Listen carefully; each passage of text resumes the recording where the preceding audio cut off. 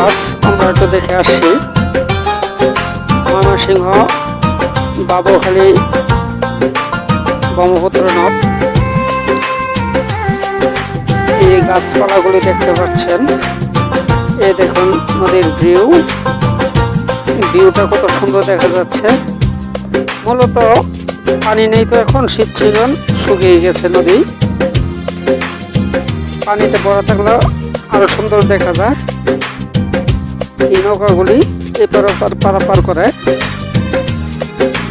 খুব মনোরম পরিবেশ। আপনাদের জন্য এই ব্লগটি করা। অবশ্যই চ্যানেলটি সাবস্ক্রাইব করবেন।